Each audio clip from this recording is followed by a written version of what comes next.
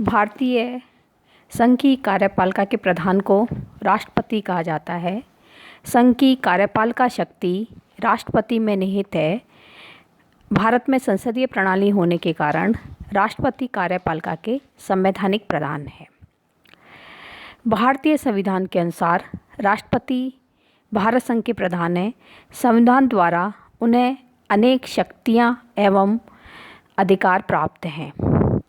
राष्ट्रपति को मुख्य रूप से दो अधिकार प्राप्त हैं, सामान्यकालीन अधिकार और आपातकालीन अधिकार। भारतीय संविधान के अनुच्छेद 53 के अनुसार संघ की कार्यपालिका शक्ति राष्ट्रपति में निहित होगी, जिसका प्रयोग वह स्वयं अथवा अधीनस्थ अधिकारियों के द्वारा करेगा। संविधान द्वारा राष्ट्रपति को जो शक्तियाँ प्रदान की गई हैं वो हैं सामान्यकालीन शक्तियाँ और आपातकालीन शक्तियाँ। राष्ट्रपति की सामान्यकालीन शक्तियाँ। राष्ट्रपति के सामान्यकालीन अधिकार वे हैं जिनका प्रयोग वह सामान्य स्थितियों में दिन प्रतिदिन की शासन व्यवस्था में करता है। राष्ट्रपति की सामान्यकालीन शक्तियाँ निम्न हैं। पहली है कार्यपालिका संबंधी शक्तियाँ। क्योंकि हमारे संविधान के अनुच्छेद 53 के अनुसार संघ की कार्यपालिका शक्ति को राष्ट्रपति में निहित माना गया है और उनका प्रयोग वह स्वयं करता है या अपने अधीनस्थ पदाधिकारियों के द्वारा कर सकता है। संविधान के अनुच्छेद 77 के अनुसार भारत सरकार के समस्त प्रशासन संबंधी कार्य राष्ट्रपति के नाम से संचालित होते हैं और औपचारिक रूप से समस्त महत्वपूर्ण निर्णय राष्ट्रपति के नाम से लिए जाते हैं। हमारे देश में संसदीय शासन प्रणाली की स्थापना की गई है, अतः राष्ट्रपति को किसी प्रशासनिक कार्य का संपादन नहीं करना पड़ता। इस प्रकार राष्ट्रपति की शक्तियाँ औपचारिक मात्र हैं। हमारे संविधान के अनुच्छेद 77 में कहा गया है कि राष्ट्रपति को अपने कार्यों में सहायता एवं मंत्रणा देने के लिए एक मंत्रिपरिषद होगी, जिसका नेतृत्व प्रधानमंत्री करेंगे और राष्ट्रपति अपने कार्यों का प्रयोग करने में उनकी सलाह के अनुसार कार्य करेगा। अर्थात हमारे यहाँ शक्तियाँ राष्ट्रपति में निहित की गई हैं संविधान के द्वारा, लेकिन राष्ट्रपति वास्तविक तौर पर इन शक्तियों का प्रयोग नहीं करता, बल्कि राष्ट्रपति अपनी इन शक्तियों का प्रयोग प्रधानमंत्री और मंत्रिपरिषद की सलाह के अनुसार करता है। अनुच्छेद 78 के अनुसार प्रधानमंत्री का यह कर्तव्य है कि वह राष्ट्रपति को मंत्रिमंडल के संघीय प्रशासन एवं व्यवस्थापन संबंधी प्रस्ताव की सूचना दे। राष्ट्रपति की इच्छा अनुसार प्रधानमंत्री द्वारा ऐसे विषयों को जिन पर केवल किसी मंत्री ने निर्णय लिया है, मंत्रिमंडल के विचारार्थ रखा जा सकता है। संविधान के यदि हम इन अनुच्छेदों को देखें, 77, 78, 74 को देखें, तो इनसे एक चीज़ स्पष्ट है कि संविधान के द्वारा समस्त प्रशासन संबंधी शक्तियाँ राष्ट्रपति में निहित की गई हैं। समस्त प्रशासन संबंधी कार्य राष्ट्रपति के नाम से संचालित होते हैं, लेकिन राष्ट्रपति अपनी इन शक्तियों का प्रयोग मंत्रिमंडल और प्रधानमंत्री की सलाह और परामर्श के अनुसार करता है। या हम कह सकते हैं कि वास्तविक तौर पर इन शक्तियों का प्रयोग प्रधानमंत्री और मंत्रिमंडल के द्वारा ही किया जाता है। राष्ट्रपति की कार्यपालिका संबंधी शक्तियों के अंतर्गत सबसे महत्वपूर्ण राष्ट्रपति की जो अधिकार है वो यह है कि राष्ट्रपति के द्वारा प्रधानमंत्री और मंत्रिमंडल के अन्य सदस्यों की नियुक्ति की जाती है। हमारे संविधान के अनुच्छेद 75 के अनुसार प्रधानमंत्री पद पर प्रधानमंत्री की नियुक्ति राष्ट्रपति के द्वारा की जाती है और प्रधानमंत्री के परामर्श के अनुसार अन्य मंत्रियों की नियुक्ति भी राष्ट्रपति के द्वारा की जाती है। मंत्री राष्ट्रपति के प्रसाद पर्यंत ही अपने पद पर रहते हैं और मंत्रियों को उनके पद एवं गोपनीयता की शपथ दिलाई जाती है। इसके अलावा विभिन्न कार्यपालिका पदों पर नियुक्तियां राष्ट्रपति के द्वारा की जाती हैं। राष्ट्रपति की कार्यपालिका शक्तियों के अंतर्गत प्रशासकीय शक्तियां, राजनीतिक, सैनिक, न्यायिक अथवा अर्धन्यायिक सभी प्रकार की शक्तियां सम्मिलित हैं। राष्ट्रपति प्रशासन का औपचारिक अध्यक्ष होता है और सभी संघीय अधिकारी, चाहे वे सैनिक सेवा के हों अथवा असैनिक सेवा के, राष्ट्रपति के अधीन है। राष्ट्रपति को नियुक्ति एवं पदच्युति की व्यापक शक्तियां प्राप्त हैं। राष्ट्रपति के द्वारा जिन अधिकारियों की नियुक्ति की जाती है उनमें प्रधानमंत्री और संघीय मंत्री तो हैं ही, उसके अलावा राज्यपाल, महाधिवक्ता, नियंत्रक एवं महालेखा परीक्षक, उच्चतम तथा उच्च न्यायालय के न्यायाधीश, राजदूत एवं अन्य राजनयिक अधिकारी हैं। राष्ट्रपति के द्वारा विभिन्न आयोग के सदस्यों की भी नियुक्ति की जाती है, जैसे वित्त आयोग, योजना आयोग, निर्वाचन आयोग, भाषा आयोग आदि। राष्ट्रपति के द्वारा ये सभी नियुक्तियां प्रधानमंत्री की सलाह के अनुसार की जाती हैं। राष्ट्रपति को अपने मंत्रियों को, राज्यपालों को, महाअधिवक्ता, उच्च सैनिक अधिकारियों को पदच्युत करने का भी अधिकार है। राष्ट्रपति प्रतिरक्षा सेना का सर्वोच्च सेनापति है और राज्य का अध्यक्ष होने के नाते सभी प्रकार के राजनयिक विशेषाधिकारों का उपयोग करता है। देश विदेशों में राजदूतों की नियुक्ति राष्ट्रपति के द्वारा की जाती है। विदेशी राजदूत अपने पद के प्रमाण पत्र उसके समक्ष प्रस्तुत करते हैं। सभी अंतर्राष्ट्रीय संधियां या समझौते उसी के नाम से किए जाते हैं। राष्ट्रपति न्याय और सम्मान का स्रोत है। राष्ट्रपति की विधायी शक्तियां। संविधान के अनुच्छेद 79 के अनुसार राष्ट्रपति संसद का महत्वपूर्ण अभिन्न अंग है।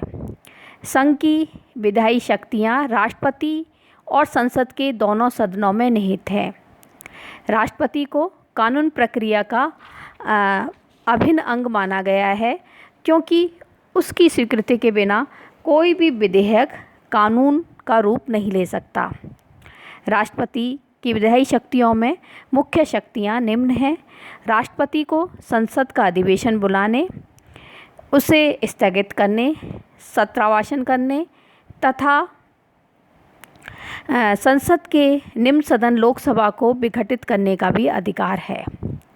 राष्ट्रपति के द्वारा राज्यसभा के 12 सदस्यों को मनोनीत किया जाता है, जिन्हें साहित्य, कला, विज्ञान और समाज सेवा में जिनका महत्वपूर्ण योगदान हो।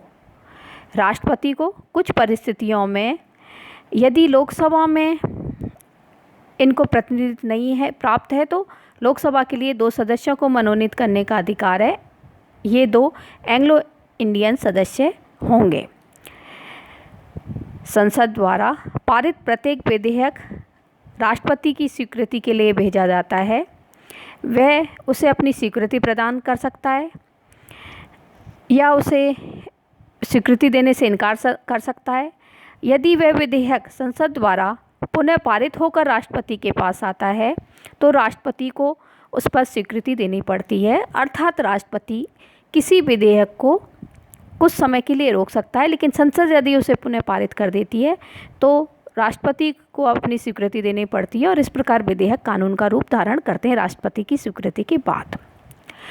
कुछ विशेष प्रकार के विधेयक राष्ट्रपति की स्वीकृति के ही संसद में प्रस्तावित किए जा सकते हैं, जैसे वित्त विधेयक, किसी राज्य की सीमा अथवा नाम को बदलने से संबंधित विधेयक, व्यापार पर प्रतिबंध लगाने से संबंधित विधेयक।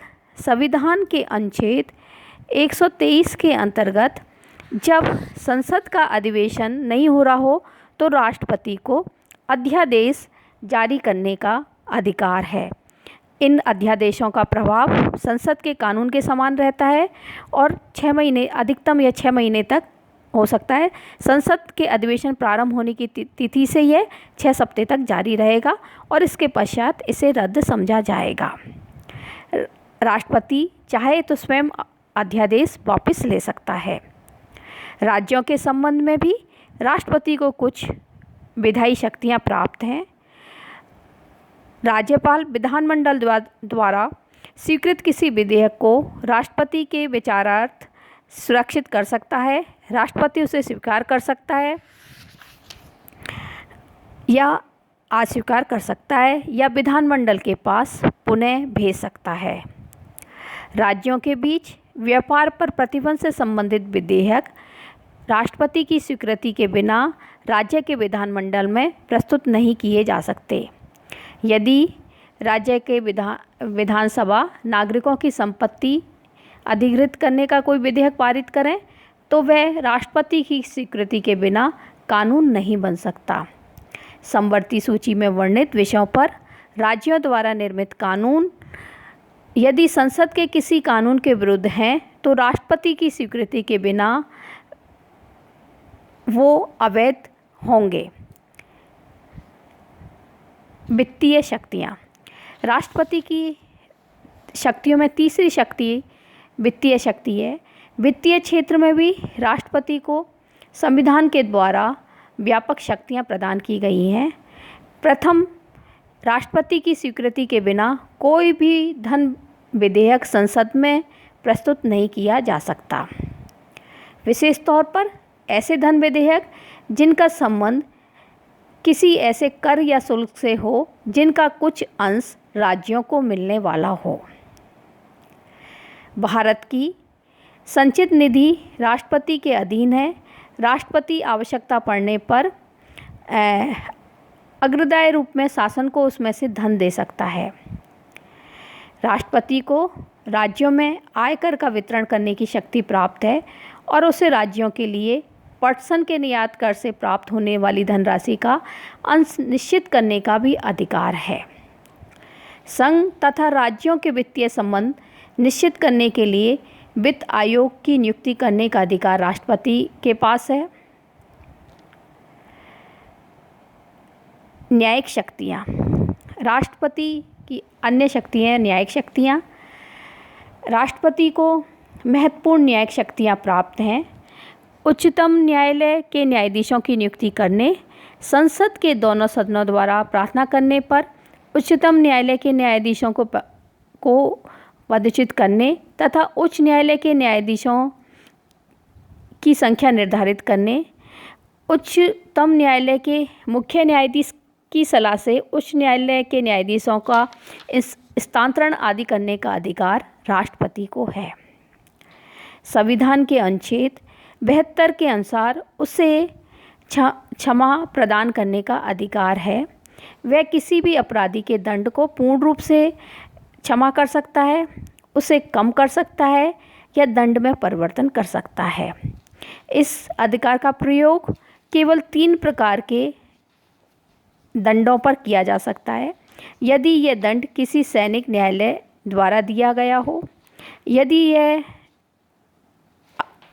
दंड ऐसे मामलों में दिया गया हो जो केंद्रीय कार्यपालिका के क्षेत्र अधिकार के अंतर्गत आते हों, यदि अपराधी को मृत्यु दंड दिया गया हो। क्षमादान के अधिकार का प्रयोग सामान्यतः राष्ट्रपति मंत्रिमंडल के परामर्श के अनुसार ही करता है। राष्ट्रपति की नेक्स्ट शक्ति है सैनिक शक्ति। भारत का राष्ट्रपति देश की तीनों सेनाओं का सर्वोच्च सेनापति होता है, परंतु वह सैनिक शक्तियों का प्रयोग संसद द्वारा निश्चित कानूनों के अंतर्गत ही करता है।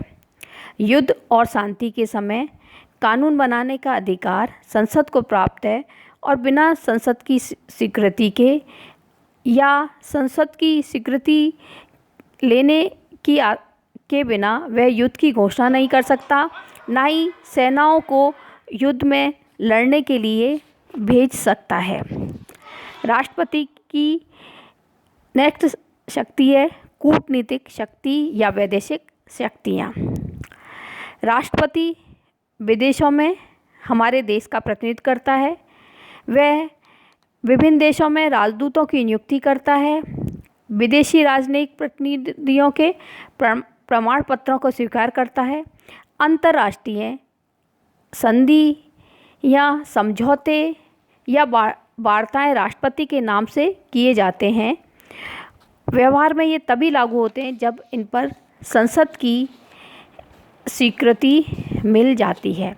इस प्रकार यदि हम देखें तो सामान्य परिस्थितियों में राष्ट्रपति को कार्यपालिका संबंधी विधायी शक्तियाँ, वित्तीय शक्तियाँ, न्यायिक शक्तियाँ, सैनिक शक्तियाँ और वैदेशिक या राजनयिक शक्तियाँ प्राप्त हैं। राष्ट्रपति को असाधारण परिस्थितियों में कुछ और शक्तियाँ प्राप्त हैं जिसको कि हम आपातकालीन शक्तियाँ कहते हैं। राष्ट्रपति की आपातकालीन शक्तियों के अंतर्गत मुख्य रूप से ये 3 शक्तियाँ हैं। पहली है युद्ध, भारी आक्रमण अथवा आंतरिक अशांति से उत्पन्न संकट। राष्ट्रपति को जो ये आपातकालीन शक्तियाँ हैं, ये हमारे संविधान के द्वारा देश की रक्षा को सुदृढ़ करने, संकट में केंद्र को अधिक शक्तिशाली बनाने तथा आंतरिक अशांति, क्रांति और उपद्रव को रोकने के लिए प्रदान की गई हैं। राष्ट्रपति की इन शक्तियों में पहली शक्ति है युद्ध, बाह्य आक्रमण अथवा आंतरिक अशांति से उत्पन्न संकट। हमारे संविधान के अनुच्छेद 352 के अनुसार यदि राष्ट्रपति को यह विश्वास हो जाए कि युद्ध, बाह्य आक्रमण या आंतरिक अशांति के कारण भारत या उसके किसी भाग की शांति व्यवस्था के नष्ट होने की आशंका है या ऐसी परिस्थितियां उत्पन्न होने पर राष्ट्रपति संकट काल की घोषणा कर सकता है। संसद की स्वीकृति के बिना यह 2 माह तक लागू रहती है और संसद से स्वीकृत हो जाने पर शासन जब तक उसे लागू रखना चाहे लागू रख सकता है। अनुच्छेद 352 के अंतर्गत अभी तक 4 बार संकट काल की घोषणा की गई है। 1962 भारत चीन युद्ध के समय, 1965 भारत पाकिस्तान युद्ध के समय, 1971 भारत पाकिस्तान युद्ध के समय, 1975 में आंतरिक अशांति के कारण। 1975 में संकटकालीन शक्तियों का आंतरिक अशांति के नाम पर दुरुपयोग किया गया, इसलिए 44वें संवैधानिक संशोधन के द्वारा राष्ट्रपति की संकटकालीन शक्तियों को पर कुछ प्रतिबंध लगाए गए हैं। 44वें संवैधानिक संशोधन के द्वारा राष्ट्रपति की शक्तियों पर जो प्रतिबंध लगाए गए हैं मुख्य रूप से निम्न है। अनुच्छेद 352 में आंतरिक अशांति के स्थान पर सशस्त्र विद्रोह शब्द का प्रयोग किया गया है, अर्थात अब राष्ट्रपति आंतरिक अशांति के नाम पर आपातकाल की घोषणा नहीं कर सकते। वो आपातकाल की घोषणा तभी कर सकते हैं जब देश के किसी भाग में सशस्त्र विद्रोह प्रारंभ हो गया हो। राष्ट्रपति द्वारा आपातकाल की घोषणा तभी की जा सकेगी जब केंद्रीय मंत्रिमंडल लिखित रूप से राष्ट्रपति को ऐसा परामर्श दे। नंबर 3, राष्ट्रपति द्वारा घोषणा किए जाने के 1 माह के अंतर संसद के विशेष बहुमत से इसकी स्वीकृति आवश्यक है। ये बहुमत दोनों सदनों के कुल बहुमत एवं उपस्थित और मतदान में भाग लेने वाले 2/3 सदस्यों के बहुमत से ये प्रस्ताव पारित होगा और इसे लागू रखने के लिए 6 माह बाद पुनः संसद की स्वीकृति प्रदान करना आवश्यक है। नंबर 4 परिवर्तन जो किया गया था वो है संसद के साधारण बहुमत द्वारा संकट काल की घोषणा समाप्त की जा सकती है। तो 44वें संविधान संशोधन के द्वारा यदि हम इन 4 प्रावधानों को देखें तो राष्ट्रपति के संकटकालीन शक्तियों पर प्रतिबंध लगा दिए गए हैं और वो अब इन शक्तियों का दुरुपयोग नहीं कर सकता। संसद और मंत्रिमंडल के परामर्श से ही वो आपातकाल की घोषणा कर सकता है और संसद का उस पर नियंत्रण लगा गया है। संसद की स्वीकृति के बिना हर 6 माह बाद उसे संसद की पुनः स्वीकृति प्राप्त करनी होगी और संसद साधारण बहुमत के द्वारा इस संकट काल को समाप्त कर सकती है।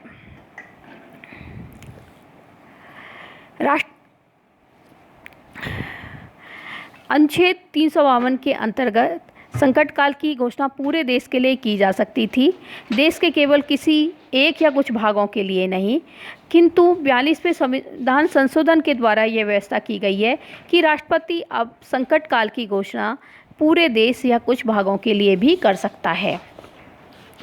यदि अनुच्छेद 352 के अंतर्गत आपातकाल की घोषणा की जाती है तो उस आपातकाल की घोषणा के संवैधानिक प्रावधान निम्न होंगे।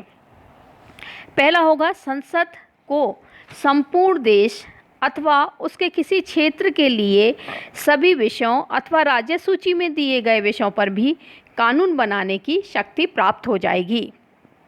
राज्य सूची के संबंध में संघ द्वारा निर्मित ये कानून उद्घोषणा की समाप्ति के 6 माह बाद समाप्त हो जाएंगे। नंबर 2, संघ की कार्यपालिकाओं को राज्य की कार्यपालिकाओं को निर्देश देने का अधिकार प्राप्त हो जाता है कि वे अपनी शक्ति का किस प्रकार प्रयोग करें। राष्ट्रपति यह आदेश दे सकता है कि संघ और राज्यों के बीच आय वितरण संबंधी सभी या कोई भी उपबंध वित्तीय वर्ष में उनके निर्देश अनुसार संशोधित होते रहेंगे और उन्हें संसद के दोनों सदनों के सामने शीघ्र से शीघ्र रखा जाएगा। नंबर 4, आपातकालीन घोषणा के लागू होने के समय 19वें अनुच्छेद द्वारा नागरिकों को प्राप्त स्वतंत्रताएं स्थगित हो जाएंगी और राज्य के द्वारा इन स्वतंत्रताओं को स्थगित करने वाले कानूनों का निर्माण किया जा सकेगा। 44वें संशोधन के द्वारा अब यह व्यवस्था की गई है कि यदि आपातकाल युद्ध अथवा बाह्य आक्रमण के कारण लागू किया गया है तब अनुच्छेद 19 द्वारा प्रदत्त स्वतंत्रताओं को स्थगित या समाप्त किया जा सकता है। लेकिन यदि आपातकाल सशस्त्र विद्रोह के कारण लागू किया गया है तो अनुच्छेद 19 की व्यवस्थाओं को स्थगित नहीं किया जा सकता। मूल संविधान में व्यवस्था थी कि राष्ट्रपति आदेश द्वारा अनुच्छेद 32 में वर्णित संवैधानिक उपचारों के अधिकार को स्थगित कर सकता है। 42वें संशोधन के आधार पर यह व्यवस्था की गई है कि राष्ट्रपति आपातकाल में भी जीवन और शारीरिक स्वतंत्रता के अधिकार को समाप्त या सीमित नहीं कर सकता। इसके अतिरिक्त अन्य अधिकारों की रक्षा के लिए नागरिक न्यायालय की शरण ले सकते हैं। राष्ट्रपति की दूसरी आपातकालीन शक्ति है राज्यों में संवैधानिक तंत्र के विफल होने से उत्पन्न संकट। संविधान के अनुच्छेद 355 के अनुसार संघ सरकार का यह कर्तव्य है कि वे प्रत्येक राज्य की बाह्य आक्रमण अथवा आंतरिक अशांति से रक्षा करे। इसी के संबंध में अनुच्छेद 356 के अनुसार अगर राष्ट्रपति को राज्यपाल के प्रतिवेदन या अन्य किसी आधार पर यह विश्वास हो जाए कि ऐसी स्थितियां उत्पन्न हो गई हैं कि उस राज्य का संविधान संवैधानिक प्रावधानों के अनुसार नहीं चला जा रहा है तो वह आपातकाल की घोषणा कर सकता है। इस प्रकार के आपातकाल की घोषणा करने पर की जो अवधि होगी वो 6 माह होगी। 42वें संविधान संशोधन द्वारा इस अवधि को 1 वर्ष कर दिया गया, लेकिन 44वें संविधान संशोधन द्वारा पुनः इसको 6 माह कर दिया गया है। 44वें संशोधन के पूर्व राज्य में राष्ट्रपति शासन की अधिकतम अवधि 3 वर्ष थी, लेकिन अब राज्य में राष्ट्रपति शासन के 1 वर्ष की अवधि के बाद इसे और अधिक समय तक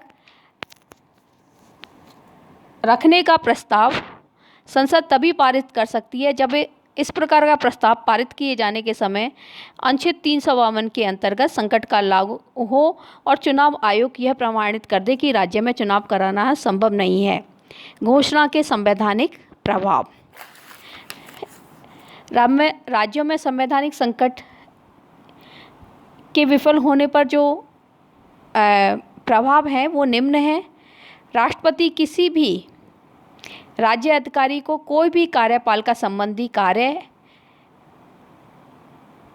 दे सकता है। राष्ट्रपति राज्य के विधानमंडल की शक्तियां संसद को दे सकता है और संसद को यह अधिकार है कि वह उन विधायी शक्तियों को राष्ट्रपति को सौंप दे अथवा राष्ट्रपति को यह अधिकार है कि वह किसी अन्य अधिकारी को दे दे।